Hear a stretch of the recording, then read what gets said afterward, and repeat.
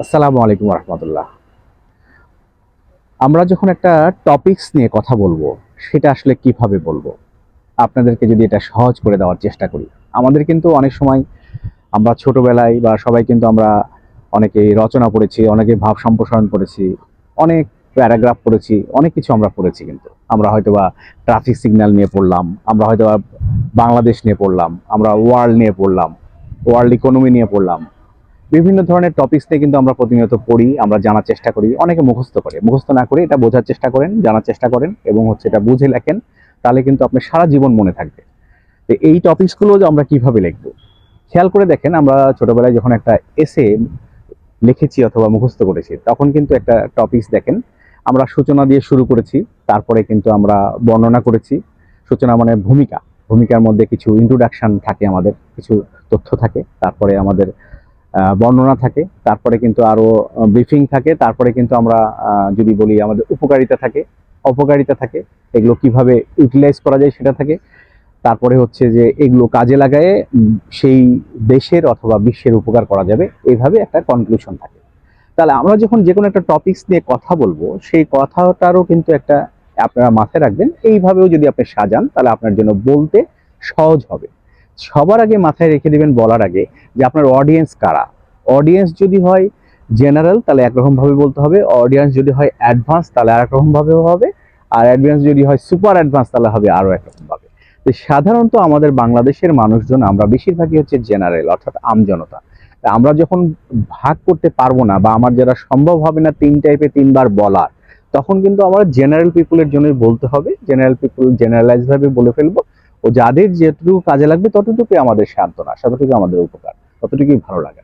তাহলে আপনি যখন একটা টপিক হাতে নেবেন, যেমন ধরেন আমার পাশে একটা লেক দেখা যাচ্ছে, এটা হচ্ছে আমরা রমনা পার্কের একটা রমনা রমনা লেক। রমনা পার্কের লেক নিয়ে যদি আপনাকে কেউ লিখতে বলে যে আমি হয়তো 5টা লাইন লেখেন, তাহলে কিন্তু আপনি শুরুতেই বলতে পারেন যেটা হচ্ছে নামকরণ, যে রমনা পার্কের লেক, এটা হচ্ছে কিভাবে নামকরণটা হচ্ছে, এটার আয়তনটা বলতে পারেন যে এই এই এই পরিমাণ জায়গা নিয়ে এটা জড়িত। এটা বলতে পারেন যে এটা কোথায় অবস্থিত, অর্থাৎ ঢাকা শহরের এটা কোন জায়গাটায় এটা অবস্থিত, কোন থানায় অবস্থিত, এটা গুগল ম্যাপটা কি এটা বলতে পারেন।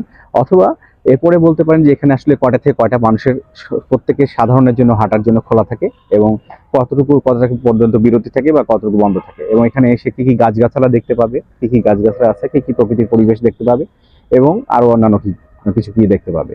তাহলে আপনারা মাথায় রাখবেন যে যখনই আমরা কোনো টপিকস নিয়ে কথা বলবো, সেই টপিকসটা কিন্তু এমন হওয়ার চেষ্টা করবেন যে আমরা যেভাবে ছোটবেলায় রচনা লিখেছিলাম, ওই যে সূচনা বা ইন্ট্রোডাকশন, বর্ণনা, উপকার, অপকারিতা এবং উপসংহার, ঠিক সেই রকম ভাবে একটা টপিকস নিয়ে কথা বলার সময় ঘাবড়ে যাবেন না। একটা টপিকস নিয়ে কথা বলার সময় আগে চিন্তা করবেন যে কোন টপিকস নিয়ে কথা বলবো, এটার শুরুটা কি, এটার ব্রিফিং কি হওয়া উচিত, এটা কি কি কাজে লাগে, কি কি উপকারে আসে, কি কি ক্ষতি করতে পারে, এবং এটার ইউটিলাইজেশন করে আমরা বাংলাদেশের অথবা ওয়ার্ল্ডের কি উপকার করতে পারি। এইটা যদি আপনার মাথায় থাকে, আপনার যে কোনো টপিকস নিয়ে কথা বলতে পারবেন। এবং কথা বলার আর একটা বড় উপায় হচ্ছে, আপনি যখন কথা শুরু করবেন তখন বলার জন্য আপনি আপনার এই, আমি যেমন মোবাইলে এখন সেলফি ক্যামেরায় ভিডিও করছি, আপনারাও এখানে সেলফি ক্যামেরায় ভিডিও করে দেখতে পারেন যে আপনি কথাগুলো বেঁধে যাচ্ছেন, আপনি বলতে পারছেন। তাছাড়া আয়নার সামনে দাঁড়ায় প্রথমে প্র্যাকটিস করবেন, তারপরে হচ্ছে এইভাবে সেলফি ক্যামেরা দিয়ে কিন্তু আপনি নিজে ভিডিও করে দেখে নেবেন। আমার এই প্র্যাকটিসটা এসেছে, আমি হচ্ছে বহুদিন কোচিং সেন্টারে ক্লাস নিয়েছি, এই কারণে হচ্ছে আমার এই প্র্যাকটিসটা কথা বলতে বলতে চলে এসেছে। জানি না কতটুকু পারি, কিন্তু আমি আমার স্টুডেন্ট লাইফ থেকে আমি কোচিং সেন্টারে ক্লাস নিতাম। ক্লাসিক কোচিং সেন্টার রাজশাহীতে ছিল, সেই ক্লাসিক কোচিং সেন্টারে অনেকদিন আমি ক্লাস নিয়েছি। সবাই ভালো থাকবেন এবং টপিকস নিয়ে কথা বলার চেষ্টা করবেন। কোনো টপিকস নিয়ে কথা বলার জন্য যদি কোনো আপনাদের জটিলতা আসে, যদি প্র্যাকটিস করার পর কিছু না হন, আমার কাছে কিছু যদি জানার থাকে নতুন কোনো টপিকস নিয়ে, তাহলে আপনারা অবশ্যই কমেন্টস করবেন।